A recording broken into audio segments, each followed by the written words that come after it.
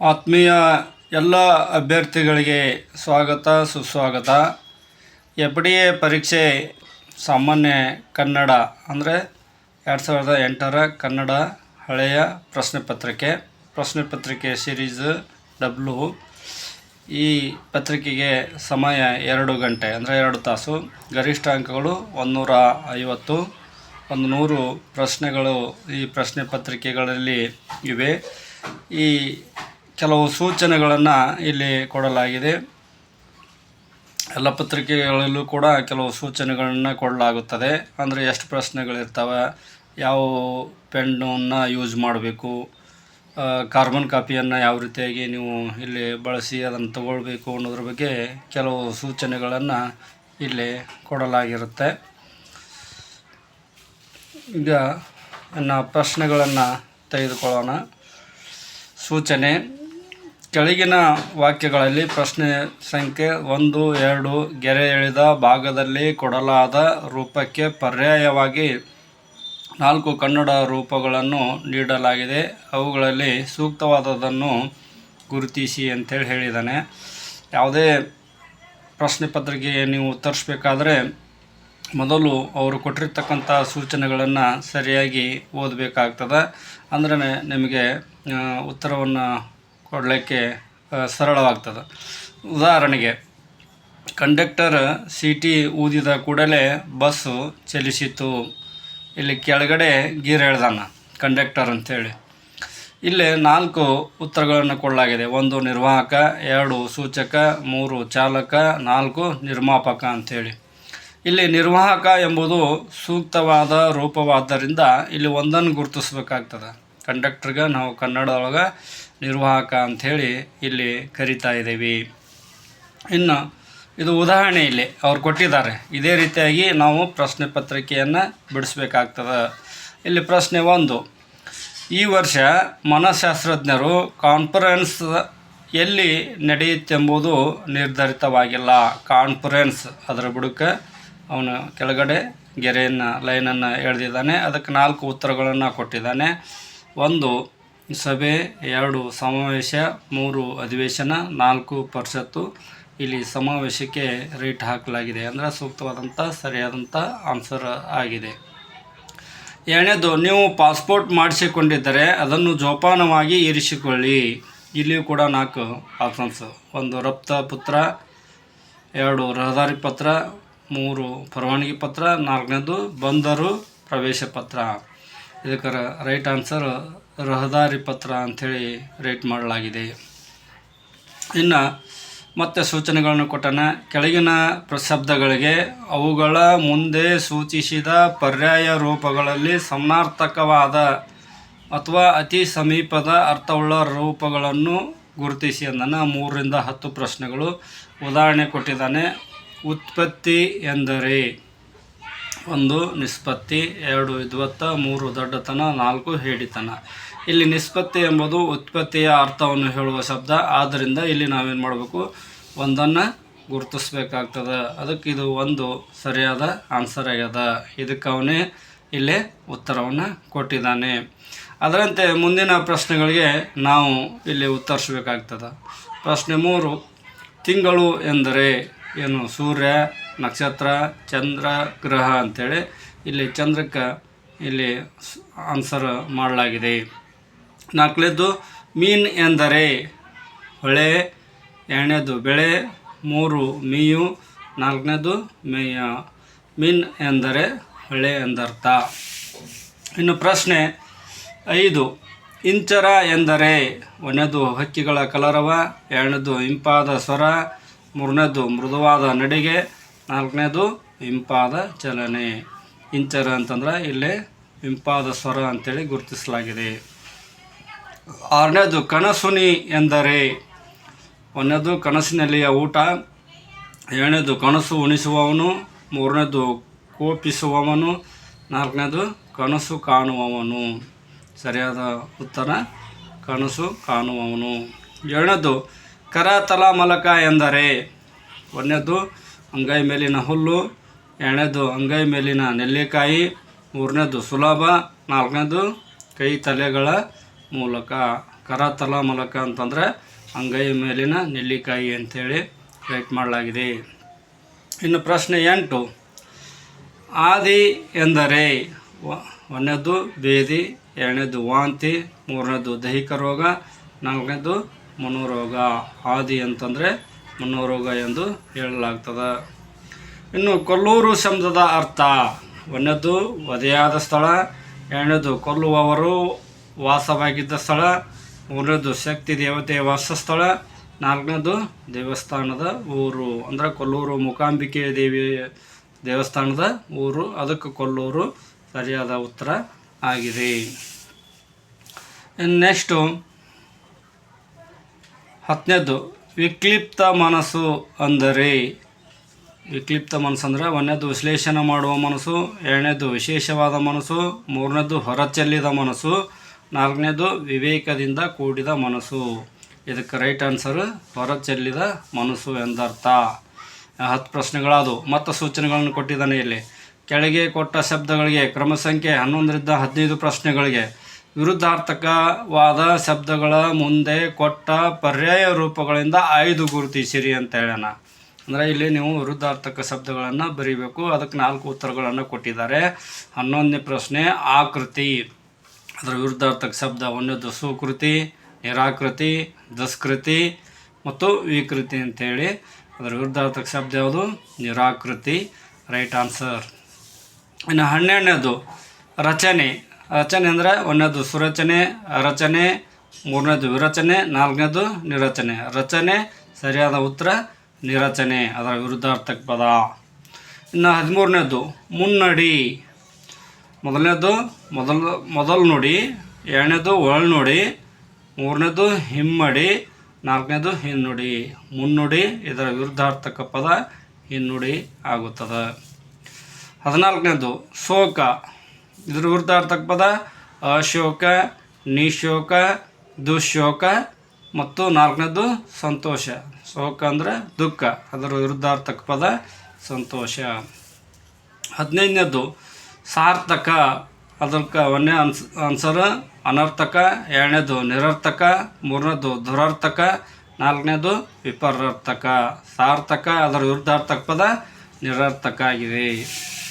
ಇನ್ನು ಪ್ರಶ್ನೆ ಸೂಚನೆ ಮತ್ತೆ ಕೊಟ್ಟಿದ್ದಾನೆ. ಈ ಕೆಳಗೆ ಕೆಲವು ಕನ್ನಡದ ನುಡಿಗಟ್ಟುಗಳನ್ನು ಪ್ರಶ್ನೆ ಸಂಖ್ಯೆ 16ರಿಂದ 24 ಅವುಗಳ ಮುಂದೆ 4 ಪರ್ಯಾಯ ರೂಪಗಳನ್ನು ನೀಡಿದೆ.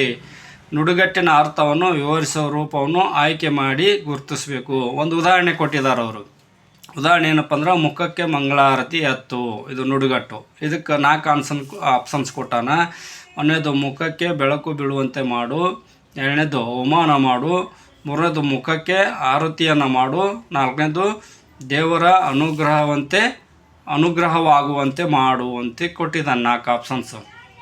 ಇಲ್ಲಿ ಸರಿಯಾದ ಉತ್ತರ ಏನಪ್ಪ ಅಂದ್ರೆ 2 ಆಗಿದೆ. 2 ಸರಿಯಾದ ಅರ್ಥವಾಗಿರೋದ್ರಿಂದ ಅದನ್ನು ನಾವಿಲ್ಲಿ ಗುರುತಿಸಬೇಕು. ಮುಖಕ್ಕೆ ಮಂಗಳಾರತಿ ಮಾಡು ಅಂದರೆ ಅವಮಾನ ಮಾಡು ಅಂತ ಅರ್ಥ. ಅದು ಬೈದರು ಅಂತ ಅನ್ನಿಸ್ತೇವಲ್ಲ, ಆ ರೀತಿಯಾಗಿ. ಇನ್ನು 16ನೇದು ಕಣ್ಣಿಗೆ ಎಣ್ಣೆ ಹಾಕಿ ನೋಡು. ಅದರ ಒಂದನೇದು ಕಣ್ಣನ್ನು ಸ್ವಚ್ಛಗೊಳಿಸಿ ನೋಡು, ಎರಡನೇದು ಸೂಕ್ಷ್ಮವಾಗಿ ನೋಡು, ಮೂರನೇದು ಎಚ್ಚರಿಕೆಯಿಂದ ಗಮನಿಸು, ನಾಲ್ಕನೇದು ಸ್ಥೂಲವಾಗಿ ಗಮನಿಸು. ಕಣ್ಣಿಗೆ ಎಣ್ಣೆ ಹಾಕಿ ನೋಡು ಅಂತಂದ್ರೆ ಏನಪ್ಪ ಅಂದ್ರೆ ಎಚ್ಚರಿಕೆಯಿಂದ ನೋಡು ಅಂತ ಹೇಳ್ತೇವೆ. 17ನೇದು ಗೆದ್ದೆತ್ತಿನ ಬಾಲ ಹಿಡಿ. ಒಂದನೇದು ಬಹುಮಾನ ಪಡೆಯಲು ಪ್ರಯತ್ನಿಸು, ಎರಡನೇದು ಸಂತೋಷ ಹೊಂದು, ನಾಲ್ಕನೇದು ಗೆಲ್ಲುವ ಪಕ್ಷವನ್ನು ಸೇರು, 4 ಲಾಭ ಮಾಡು. ಗೆದ್ದೆತ್ತಿನ ಬಾಲ ಹಿಡಿ ಅಂತಂದ್ರೆ ಗೆಲ್ಲುವ ಪಕ್ಷವನ್ನು ಸೇರು, ಯಾರು ಗೆದ್ದಿರ್ತಾರೆ ಅವ್ರ ಕಡೆ ಆಗುವಂಥ ಅದರ ಅರ್ಥ, ಅದು ನುಡಿಗಟ್ಟು. ಇನ್ನು 18 ಅಡ್ಡಗೋಡೆಯ ಮೇಲೆ ದೀಪವಿಟ್ಟಂತೆ ಮಾತನಾಡು. ಅಂದರೆ ಒಂದನೇದು ಸ್ಪಷ್ಟವಾದ ನಿಲುವನ್ನು ವ್ಯಕ್ತಪಡಿಸಿದಂತೆ ಮಾತನಾಡು, ಎರಡನೇದು ಎರಡೂ ಕಡೆ ಕಾಣುವಂತೆ ಮಾತನಾಡು, ಮೂರನೇದು ಎರಡೂ ಕಡೆ ಕೇಳುವಂತೆ ಮಾತನಾಡು, ನಾಲ್ಕನೇದು ತಗ್ಗಿದ ಧ್ವನಿಯಲ್ಲಿ ಮಾತನಾಡು ಅಂತ ಹೇಳಿದ್ದಾರೆ. ಇಲ್ಲಿ ಸ್ಪಷ್ಟ ಅಂದ್ರೆ ಅಡ್ಡಗೋಡೆ ಮೇಲೆ ದೀಪ ಇಟ್ಟಂತೆ ಅಂದರೆ ಸ್ಪಷ್ಟವಾಗಿ ನಿಲುವನ್ನು ವ್ಯಕ್ತಪಡಿಸಿದಂತೆ ಮಾತನಾಡು ಎಂಬರ್ಥ ಆಗ್ತದೆ. ನೆಕ್ಸ್ಟ್ ಪ್ರಶ್ನೆ 19 ಚಳ್ಳಿ ಹಣ್ಣು ತಿನಿಸು. ಅಂದರೆ ಒಂದನೇದು ಸಹಾಯ ಮಾಡು, ಎರಡನೇದು ಸಿಹಿಯನ್ನು ತಿನಿಸು, ಮೂರನೇದು ಮೋಸ ಮಾಡು, ನಾಲ್ಕನೇದು ತೊಂದರೆ ಕೊಡು. ಚಳಿ ಅಂತ ತಿನ್ಸಿದ ಅಂತ ಹೇಳ್ತೀವಲ್ಲ, ಅಂದರೆ ಮೋಸ ಮಾಡಿದ ಅಂತ ಹೇಳ್ತೀವಿ. ಅದು ಆನ್ಸರ ಮೋಸ ಮಾಡು ಅಂತ ಅರ್ಥ. 20ನೇದ್ದು ಆಕಾಶಕ್ಕೆ ಏನೇ ಹಾಕು. ಒಂದನೇದು ಬಹಳ ಪ್ರಯತ್ನ ಮಾಡು, ಎರಡನೇದು ಎತ್ತರಕ್ಕೆ ಏನೇ ಹಾಕು, ಮೂರನೇದು ಶ್ರೀಮಂತನಾಗು, ನಾಲ್ಕನೇದು ಅಸಾಧ್ಯವಾದದ್ದಕ್ಕೆ ಪ್ರಯತ್ನಿಸು. ಆಕಾಶಕ್ಕೆ ಏನೇ ಹಾಕಂತಂದ್ರೆ ಅಸಾಧ್ಯ ಆಗಲಾರ್ದು, ಕೈಲಿ ಹಾಕಲಾರ್ದಕ್ಕೆ ಪ್ರಯತ್ನ ಮಾಡಿದಂಗೆ ಆಗ್ತದೆ. ಅದಕ್ಕೆ ಆನ್ಸರು. 21ನೇದು ದ್ರಾವಿಡ ಪ್ರಾಣಾಯಾಮ ಮಾಡು. ಅಂದರೆ ಒಂದನೇದು ಸುತ್ತಿ ಬೆಳೆಸಿ ಮಾಡು, ಎರಡನೇದು ದ್ರಾವಿಡ ಪದ್ಧತಿಯ ಪ್ರಾಣಾಯಾಮ ಮಾಡು, ಮೂರನೇದು ಮೋಸ ಮಾಡು, ನಾಲ್ಕನೇದು ಕಷ್ಟಪಡು. ದ್ರಾವಿಡ ಪ್ರಾಣಾಯಾಮ ಮಾಡು ಅಂತಂದರೆ ಸುತ್ತಿ ಬಳಸಿ ಮಾಡು ಅಂತಂದರ್ಥ. ಇನ್ನು 22ನೇದು ಪಾತಾಳ ಗರಡಿ ಹಾಕು. ಅಂದರೆ ಒಂದನೇದು ಆಳಕ್ಕೆ ಇಳಿ, ಎರಡನೇದು ಚೆನ್ನಾಗಿ ಶೋಧಿಸು, ಮೂರನೇದು ಪಟ್ಟ ಹಾಕು, ನಾಲ್ಕನೇದು ಆಳಕ್ಕೆ ಹಾಕು. ಇಲ್ಲೇ ಚೆನ್ನಾಗಿ ಶೋಧಿಸು ಎಂದರ್ಥ ಆಗ್ತದೆ. 23ನೇದು ಉಪ್ಪಿನ ಪಟ್ಟಣವನ್ನು ಸೇರು. ಒಂದನೇದು ಮರಣ ಹೊಂದು, ಎರಡನೇದು ಬರಪೀಡಿತ ಸ್ಥಳವನ್ನು ಸೇರು, ಮೂರನೇದು ಉಪ್ಪು ದೊರೆಯುವ ಸ್ಥಳವನ್ನು ಸೇರು, ನಾಲ್ಕನೇದು ಸುಖ ದೊರೆಯುವ ಪ್ರದೇಶಕ್ಕೆ ಹೋಗು. ಉಪ್ಪಿನ ಪಟ್ಟಣವನ್ನು ಸೇರು ಅಂತಂದರೆ ಏನಪ್ಪ ಅಂದ್ರೆ ಮರಣವನ್ನು ಹೊಂದು ಅಂದರ್ಥ. ನೆಕ್ಸ್ಟು 24ನೇದು ಬಾಯಲ್ಲಿ ಚಿನ್ನದ ಚಮಚವನ್ನಿಟ್ಟುಕೊಂಡು ಹುಟ್ಟು ಅಂತೈತಿ. ಅದಕ್ಕೆ ಹುಟ್ಟುವಾಗಲೇ ಶ್ರೀಮಂತನಾಗಿರು, ಎರಡನೇದು ಹುಟ್ಟುವಾಗಲೇ ಶ್ರೀಮಂತರ ಸಹವಾಸ ಹೊಂದಿರು, ಮೂರನೇದು ಹುಟ್ಟುವಾಗಲೇ ಚಿನ್ನದ ಮೇಲೆ ಆಸೆ ಹೊಂದಿರು, ನಾಲ್ಕನೇದು ಹುಟ್ಟುವಾಗಲೇ ಚಿನ್ನವನ್ನು ಹೊಂದಿರು ಅಂತ ಐತಿ. ಬಾಯಲ್ಲಿ ಚಿನ್ನದ ಚಮಚ ಇಟ್ಟು ಹುಟ್ಟುಕೊಂಡಂದ್ರೆ ಹುಟ್ಟುವಾಗಲೇ ಶ್ರೀಮಂತನಾಗಿ ಹುಟ್ಟು ಅಂತ ಅದರ ಅರ್ಥ. ನೆಕ್ಸ್ಟು ಕೆಳಗೆ ಕೊಟ್ಟ ಶಬ್ದಗಳಲ್ಲಿ ಪ್ರಶ್ನೆ ಸಂಖ್ಯೆ 25ರಿಂದ 28 ಉಳಿದವುಗಳು ಗುಂಪಿಗೆ ಸೇರಿದ ಪದ ಶಬ್ದವನ್ನು ಗುರುತಿಸಿ ಅಂತಾನೆ. ಅಂದರೆ 4 ಉತ್ತರಗಳನ್ನು ಇಲ್ಲಿ ಕೊಟ್ಟಿದ್ದಾನೆ. ಆ 4ರಲ್ಲಿ ಯಾವುದು ಗುಂಪಿಗೆ ಸೇರಂಗಿಲ್ಲ. ಈಗ ಹುಡುಗ, ಹಸು, ಹಕ್ಕಿ, ಹಲಸು ಅಂತ ಐತಿ. ಈಗ ಹಲಸು ಸಸ್ಯ ಆಗ್ತೈತಿ. ಅದಕ್ಕೆ ಇವು 3ರೊಳಗೆ ಈ ಹಲಸು ಗುಂಪಿಗೆ ಸೇರದ ಪದ ಆಗಿದೆ. ಯಾವುದು 4 ಆಪ್ಷನ್ಸ್ಗಳಲ್ಲಿ ಯಾವುದು ಸೇರಂಗಿಲ್ಲ. ಯಾವ 3 ಒಂದೇ ಕೆಟಗರಿ ಒಳಗೆ ಒಂದೇ ಗುಂಪಿಗೆ ಸೇರ್ತಾವೆ, ಅದನ್ನು ಇಲ್ಲಿ ನಾವು ಹೊಂದಿಸ್ಬೇಕಾಗ್ತದೆ. 26ನೇದು ಒಂದನೇದು ಆಲೋಚನೆ, ಎರಡನೇದು ಸಂದೇಹ, ಮೂರನೇದು ತರ್ಕ, ನಾಲ್ಕನೇದು ಸಂಕಟ. ಇವು ಆಲೋಚನೆ, ಸಂದೇಹ, ತರ್ಕ ಒಂದೇ ಗುಂಪಿಗೆ. ಅದಕ್ಕೆ ಗುಂಪಿಗೆ ಸೇರಲಾರ್ದು ಯಾವುದಪ್ಪ ಅಂದ್ರೆ ಸಂಕಟ. ಮೂರನೇದು 27 ಕತ್ತರಿಸು, ಬೀಳಿಸು, ಆಲೋಚಿಸು, ಸರಿಪಡಿಸು. ಇಲ್ಲಿ ಇವು 4ರೊಳಗೆ ಆಲೋಚಿಸು ಗುಂಪಿಗೆ ಸೇರದ ಪದವಾಗಿದೆ. 28ನೇದು ಅದ್ರಾಗ ಮತ್ತು, ಹಾಗೂ, ಆದ್ದರಿಂದ, ಅಲ್ಲ.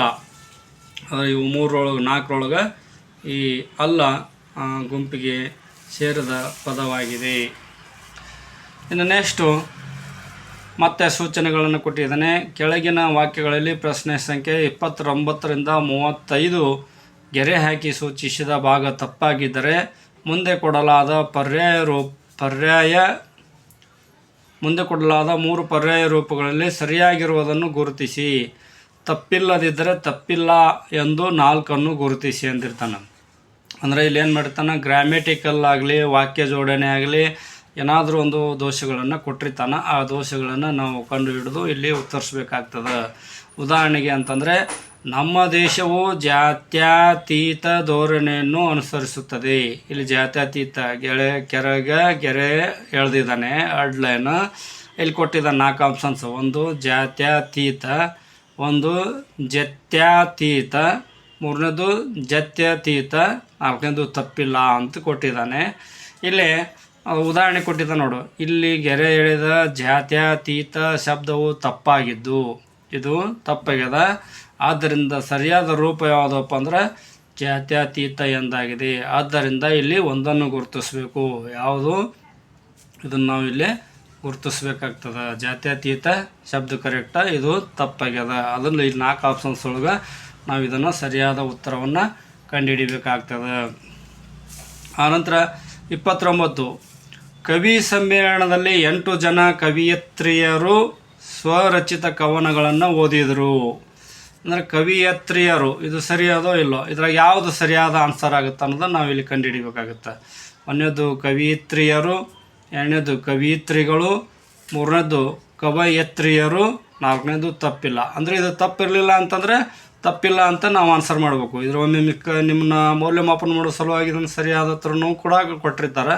ಅದಕ್ಕೆ ಇವು ಮೂರೊಳಗೂ ಯಾವುದು ತಪ್ಪಿಲ್ಲ, ಇದು ಸರಿಯಾದ ಅಂತ ಅರ್ಥ. ಇನ್ನು 30ನೇದು, ಭಾರತದಲ್ಲಿ ಕೋಟ್ಯಾಂತರ ಜನ ಇನ್ನೂ ಸಾಕ್ಷರತೆಯಿಂದ ದೂರ ಉಳಿದಿದ್ದಾರೆ. ಇಲ್ಲಿ ಕೋಟ್ಯಾಂತರ 4 ಆಪ್ಷನ್ಸ್ ಕೊಟ್ಟಿದ್ದಾನೆ. ಇಲ್ಲಿ ಗೆರೆ ಎಳೆದಿದ್ದಾನೆ. ಅದ್ರಾಗ ಇದು ಯಾವುದು ತಪ್ಪದ ಅಥವಾ ತಪ್ಪಿಲ್ಲ ಅನ್ನೋದನ್ನು ನಾವು ಸೂಕ್ತವಾದ ಉತ್ತರವನ್ನು ಕೊಡಬೇಕು. ಒಂದನೇದು ಕೋಟ್ಯಂತರ, ಮೂರನೇದು ಕೋಟ್ಯಾಂತರ, ನಾಲ್ಕನೇದು ತಪ್ಪಿಲ್ಲ. ಅದಕ್ಕೆ ಸರಿಯಾದ ಉತ್ತರ ಯಾವುದಪ್ಪ ಅಂದರೆ ಕೋಟ್ಯಂತರ. ಅಲ್ಲದು ಕೋಟ್ಯಂತರ, ಇಲ್ಲಿ ಟ್ಯಾ ಅಂತ ಮಾಡ್ಯಾನ. ಅದಕ್ಕೆ ಸರಿಯಾದ ಉತ್ತರ ಕೋಟ್ಯಾಂತರ. 31ನೇದು, ಆತ್ಮೀಯರಿಗೆ ಹಾಗೂ ಸಂಬಂಧಿಗಳಿಗೆ ಬರೆದ ಪತ್ರಗಳು ಸಾಮಾನ್ಯವಾಗಿ ಈತಿ ನಿಮ್ಮ ಎಂದು ಕೊನೆಗೊಳ್ಳುತ್ತದೆ. ಇದು ಯಾವುದು ಸರಿ ಇದೆ? ಒಂದನೇದು ಈತಿ ನಿಮ್ಮ, ಇಂತಿ ನಿಮ್ಮ, ಮೂರನೇದು ಇಂತಿ ನಿಮ್ಮ, ನಾಲ್ಕನೇದು ತಪ್ಪಿಲ್ಲ. ಇಲ್ಲಿ ತಪ್ಪಿಲ್ಲ ಎಂದು ಹೇಳಲಾಗ್ತದೆ.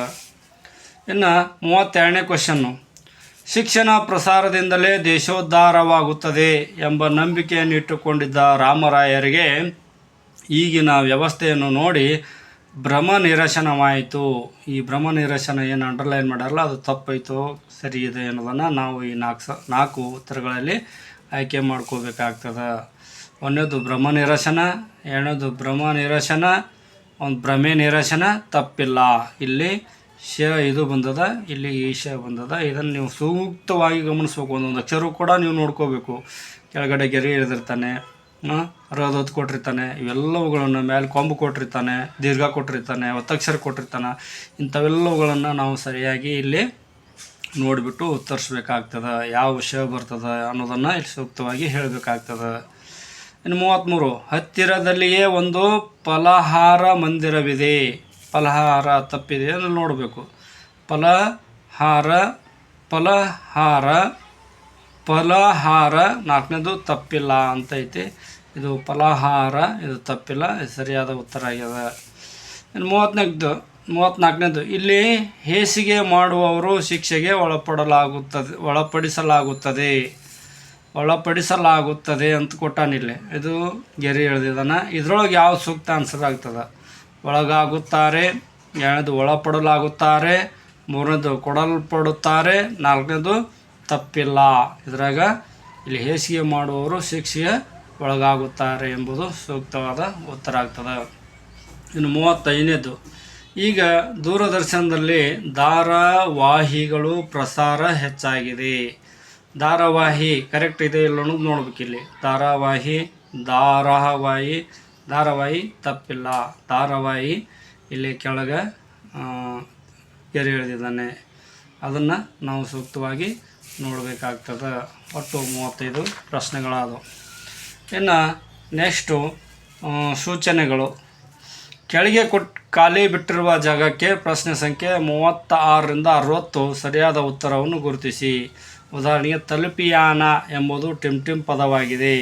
ಅದಕ್ಕೆ 4 ಉತ್ತರ: ಭವಿಷ್ಯದಾರ್ಥಕ, ವಿದ್ಯಾರ್ಥಕ, ಸಂಭವನಾರ್ಥಕ, ಪ್ರಶ್ನಾರ್ಥಕ. ಇಲ್ಲೇ ಅದು ಉತ್ತರ ಏನಾಗ್ತದೆ? ತಲುಪಿಯಾನು ಅಂತಂದ್ರೆ ಸಂಭವನಾರ್ಥಕ ಎಂಬುದು ಸರಿಯಾದ ಉತ್ತರ ಆಗ್ತದೆ. ಅದಕ್ಕೆ ಇಲ್ಲಿ ನಾವು 3 ಗುರುತಿಸ್ಬೇಕಾಗ್ತದೆ. ಸಂಭವನಾರ್ಥಕ ಅನ್ನೋದು. ಇದರಂತೆ ಉದಾಹರಣೆಗಳನ್ನು ಕೊಟ್ಟಿದ್ದಾನೆ. 36ನೇ ಪ್ರಶ್ನೆ, ಹೋಗಬೇಡ ಎಂಬುದು ಟಿಮ್ ಕ್ರಿಯಾಪದ ಆಗಿದೆ. ಯಾವುದಾಗ್ಯದ? ನಿಷೇಧಾರ್ಥಕ ಆಗ್ಯದೋ ಏನು ಪ್ರತಿ ನಿಷೇಧಾರ್ಥಕ, ನಿಶ್ಚಯಾರ್ಥಕ, ಪ್ರಶ್ನೆಯಾರ್ಥಕ? ಉತ್ತರ ಯಾವುದಪ್ಪ ಅಂದ್ರೆ ಪ್ರತಿ ನಿಷೇಧಾರ್ಥಕ, ಹೋಗಬೇಡ ಅಂತ ಅರ್ಥ. ಇನ್ನು 37ನೇದು, ತಿನ್ನಬಹುದು ಎಂಬುದು ಟಿಮ್ ಪದವಾಗಿದೆ. ಅನುಮತ್ಯರ್ಥಕ, ನಿರ್ಧಾರಾತ್ಮಕ, ವಿದ್ಯಾರ್ಥಕ, ಸಂದೇಹಾರ್ಥಕ ಆಗ್ಯದ. ತಿನ್ನಬಹುದು ಅಂದ್ರೆ ಅನುಮತ್ಯರ್ಥಕ ಆಗಿದೆ. 38ನೇದು, ತಿನ್ನಲಾಗುತ್ತದೆ, ತಿನ್ನಲ್ಪಡುತ್ತವೆ, ತಿನ್ನುತ್ತಾರೆ ಅಂದರೆ ತಿನ್ನುತ್ತಾರೆ. ಇದು ಕರ್ತರಿ ರೂಪದ ಕ್ರಿಯಾಪದ ಆಗ್ಯದ. ನೆಕ್ಸ್ಟ್ ಪ್ರಶ್ನೆ, ಮಾಡುತ್ತಿದ್ದನು ಎಂಬುದು ಟಿಮ್ ಕ್ರಿಯಾಪದ. ಅಂದ್ರೆ ಅದು ಅಪೂರ್ಣ ವರ್ತಮಾನ ಆಗ್ಯದ, ಪೂರ್ಣ ಭೂತ ಆಗ್ಯದ, ಭೂತ ನಿರಂತರ ಆಗ್ಯದ, ಅಭೂತ ಆಗ್ಯದ. ಮಾಡುತ್ತಿದ್ದನು ಅನ್ನೋದು ಭೂತ ನಿರಂತರ ಆಗ್ಯದ. ಕೇಳಿದ ಮಾತು ಎಂಬಲ್ಲಿ ಕೇಳಿದ ಎಂಬುದು ಏನು? ಏನು ನಾಮಪದ ಆಗ್ಯದೋ, ಏನು ವಿಶೇಷಣ ಆಗ್ಯದೋ, ಏನು ಕೃದಂತ ವಿಶೇಷಣ ಆಗ್ಯದೋ, ಏನು ಕ್ರಿಯಾ ವಿಶೇಷಣ ಆಗ್ಯದ ಅನ್ನೋದನ್ನು ನಾವು ಉತ್ತರಿಸ್ಬೇಕಾಗ್ತದೆ. ಕೇಳಿದ ಮಾತು ಎಂಬಲ್ಲಿ ಕೇಳಿದ ಅನ್ನೋದು ಕೃದಂತ ವಿಶೇಷಣ ಆಗ್ಯದ. 41ನೇದು ತ್ಯಾಜ್ಯ ವಿಲೇವಾರಿ ಎಂಬಲ್ಲಿ ಟಿಮ್ ಸಮಾಸವಿದೆ. ಕರ್ಮಧಾರಿ ಸಮಾಸ ಆಗ್ಯದೋ, ಅಂಶಿ ಸಮಾಸ ಆಗ್ಯದೋ, ತತ್ಪುರುಷ ಸಮಾಸ ಆಗ್ಯದೋ ಅಥವಾ ದ್ವಿಗು ಸಮಾಸ ಆಗ್ಯದೋ? ಇದು ತತ್ಪುರುಷ ಸಮಾಸವಾಗಿದೆ. 42ನೇದು ಊಟೋಪಚಾರ ಎಂಬಲ್ಲಿ ಟಿಮ್ ಸಮಾಸವಿದೆ. ಇದು ಹರಿ ಸಮಾಸ, ಗಮಕ ಸಮಾಸ, ಕರ್ಮಧಾರಿ ಸಮಾಸ, ಭವ್ಯರಿ ಸಮಾಸ. ಇದು ಯಾವ ಸಮಾಸ ಆಗುತ್ತೆ ಅನ್ನೋದು ನಾವು ನೋಡಿಕೊಂಡು ಆನ್ಸರ್ ಮಾಡಬೇಕು. ಇದು ಹರಿ ಸಮಾಸ ಆಗ್ಯದ. 43 ಇದು ಅವಧಾರಣೆಯಿಂದ ಕೂಡಿದ ಪದ. ಅಂದರೆ ಒಂದೇದು ರಾಮನು, ರಾಮನು, ರಾಮನೇ, ರಾಮನೋ ಅಂತೇಳೈತಿ. ಇದು ಅವಧಾರಣೆಯಿಂದ ಕೂಡಿದ ಪದ ಯಾವುದಂದ್ರು ರಾಮನೇ. ಇನ್ನು 44ನೇ ಪ್ರಶ್ನೆ, ಕನ್ನಡ ವಾಕ್ಯಗಳಲ್ಲಿ ವಿಶೇಷಣದ ಸ್ಥಾನ. ನಾಮಪದದ ಮುಂದೆ, ನಾಮಪದದ ಹಿಂದೆ, ಕ್ರಿಯಾ ವಿಶೇಷಣಗಳ ಹಿಂದೆ, ಕ್ರಿಯಾ ವಿಶೇಷಣದ ಮುಂದೆ. ಅಂದರೆ ಕನ್ನಡ ವಾಕ್ಯಗಳಲ್ಲಿ ವಿಶೇಷಣದ ಸ್ಥಾನ ಎಲ್ಲಿ ಕೊಡ್ತೇವೆ ಅಂತೇಳಿ ಹೇಳ್ಬೋದು. ಅದು ನಾಮಪದದ ಹಿಂದೆ ನಾವು ವಿಶೇಷ ಸ್ಥಾನವನ್ನು ಕೊಡ್ತೇವೆ. ಇನ್ನು ಎತ್ತು ಎಂಬುದು ಟಿಮ್ ಪದ ಆಗ್ಯದ. ಅಂದರೆ ಎತ್ತು ಅನ್ನೋದು ಏನದು ಪುಲ್ಲಿಂಗ ಪದ ಆಗ್ಯದೋ, ಏನು ಸ್ತ್ರೀಲಿಂಗ ಆಗ್ಯದೋ, ಏನು ನಪುಂಸಕ ಲಿಂಗದ ಆಗ್ಯದೋ, ಏನು ಉಭಯಲಿಂಗ ಆಗ್ಯದೋ ಅನ್ನೋದು ನಾವಲ್ಲಿ ಉತ್ತರಿಸ್ಬೇಕು. ಎತ್ತು ಎಂಬುದು ನಪುಂಸಕ ಲಿಂಗ ಆಗ್ಯದ. 46 ವಿದ್ಯಾರ್ಥಿಗಳು ಎಂಬುದು ಟಿಮ್ ಪದ. ಪುಲ್ಲಿಂಗವಾಚಕ, ಸ್ತ್ರೀಲಿಂಗವಾಚಕ, ಪುಣ್ಯ ಸ್ತ್ರೀವಾಚಕ ಮತ್ತು ನಪುಂಸಕ ಲಿಂಗವಾಚಕ. ಇಲ್ಲಿ ಸ್ತ್ರೀವಾಚಕ ಆಗ್ಯದ. 47ನೇದು ತಿರುಗಾಟ ಎಂಬ ಪದದಲ್ಲಿ ಟಿಮ್ ಸಂಧಿಯಾಗಿದೆ. ಅಂದ್ರೆ ಲೋಪ ಸಂಧಿ ಐತೋ, ಆಗಮ ಸಂಧಿ ಐತೋ, ಆದೇಶ ಸಂಧಿ ಐತೋ, ಸುವರ್ಣ ಸಂಧಿ ಅಂತೇಳಿ 4 ಉತ್ತರಗಳನ್ನು ಕೊಟ್ಟದ. ತಿರುಗಾಟ ಎಂಬುದು ಲೋಪ ಸಂಧಿಯಾಗ್ಯದ. 48 ಊರೂರು ಎಂಬಲ್ಲಿ ಟಿಮ್ ಸಂಧಿ ಇದೆ. ಆಗಮ ಸಂಧಿ, ಲೋಪ ಸಂಧಿ, ಸುವರ್ಣ ಸಂಧಿ, ಗುಣಸಂಧಿ. ಊರೂರು ಎಂಬಲ್ಲಿ ಇದು ಲೋಪ ಸಂಧಿ ಆಗ್ತದೆ. ಅಂದರೆ ಮೇಲ್ಗಡೆನೂ ಲೋಪ ಸಂಧಿ ಆಗಿದೆ, ಇದು ಕೂಡ ಲೋಪ ಸಂಧಿ ಆಗಿದೆ. 49 ಊಹಾತೀತ ಎಂಬುದು ವಿಗ್ರಹ ರೂಪ. ಅಂದರೆ ಊಹೆಯಿಂದ ಅತೀತ. 2ನೇದು ಊಹೆಗೆ ಅತೀತ. 3ನೇದು ಊಹೆಯಲ್ಲಿ ಅತೀತ. 4ನೇದು ಊಹೆಯ ಅತೀತ. ಊಹಾತೀತ ಎಂಬುದು ವಿಗ್ರಹ ರೂಪ ಏನಪ್ಪ ಅಂದ್ರೆ ಊಹೆಗೆ ಅತೀತ ಎಂಬುದು. ಇನ್ನು ಪ್ರಶ್ನೆ 50 ಕಾನೂನು ಬಾಹಿರ ಎಂಬುದು ವಿಗ್ರಹ ರೂಪ. ಅದಕ್ಕೆ ಉತ್ತರ 4 ಸರಿಯಾದ ಉತ್ತರಗಳು. ಕಾನೂನಿನಿಂದ ಬಾಹಿರ, ಕಾನೂನಿಗೆ ಬಾಹಿರ, ಕಾನೂನಿನಲ್ಲಿ ಬಾಹಿರ, ಕಾನೂನು ಮತ್ತು ಬಾಹಿರ ಅಂತೇಳಿ 4 ಉತ್ತರಗಳನ್ನು ಕೊಡಲಾಗಿದೆ. ಕಾನೂನು ಬಾಹಿರ ಎಂಬುದು ವಿಗ್ರಹ ರೂಪ, ಕಾನೂನಿಗೆ ಬಾಹಿರ ಅಂತೇಳಿ ಹೇಳಲಾಗಿದೆ. ಇಲ್ಲಿಗೆ ಈ ವಿಡಿಯೋವನ್ನು ಮುಗಿಸ್ತಾ ಇದ್ದೀನಿ. ಒಟ್ಟು ಇದು ಒಂದು 100 ಪ್ರಶ್ನೆ ಪತ್ರಿಕೆಗಳದಾವು. ಇದು 50 ಪ್ರಶ್ನೆ ಪತ್ರಿಕೆಗಳನ್ನು ಇಲ್ಲಿವರೆಗೆ ಹೇಳಲಾಗಿದೆ. ಇನ್ನುಳಿದ 50 ಪ್ರಶ್ನೆಗಳನ್ನು ನೀವು ಮುಂದಿನ ವಿಡಿಯೋಗಳಲ್ಲಿ ನೋಡಬೇಕಾಗುತ್ತೆ. ಇದು 2018ರ ಪ್ರಶ್ನೆ ಪತ್ರಿಕೆಯಾಗಿದೆ. ಈ ಪ್ರಶ್ನೆ ಪತ್ರಿಕೆ ಹಳೆಯ ಪ್ರಶ್ನೆ ಪತ್ರಿಕೆಗಳು ಭಾಳಷ್ಟು ಸ್ಪರ್ಧಾತ್ಮಕ ಪರೀಕ್ಷೆಗೆ ಸಹಾಯಕವಾಗ್ತವೆ. ಅವುಗಳನ್ನು ನೋಡಿಕೊಂಡೇ ಮುಂದೆ ನೀವು ಪರೀಕ್ಷೆಯನ್ನು ಹೇಗೆ ತಯಾರಿ ಮಾಡಬೇಕು ಅನ್ನೋದು ಅರ್ಥ ಆಗ್ತದೆ. ಅದಕ್ಕೆ ದಯವಿಟ್ಟು ಎಲ್ಲರೂ ಸಂಪೂರ್ಣವಾಗಿ ವಿಡಿಯೋ ನೋಡಿರಿ, ಕಮೆಂಟ್ಸ್ ಮಾಡಿರಿ, ಸಬ್ಸ್ಕ್ರೈಬ್ ಮಾಡಿರಿ. ಮುಂದೆ ಉಳಿದ 50 ಪ್ರಶ್ನೆಗಳನ್ನು ಮುಂದಿನ ವಿಡಿಯೋಗಳಲ್ಲಿ ಮಾಡುತ್ತೇನೆಂದು ತಮ್ಮಲ್ಲಿ ಹೇಳುತ್ತೇನೆ. ಎಲ್ಲರಿಗೂ ತುಂಬ ಹೃದಯದ ಧನ್ಯವಾದಗಳು.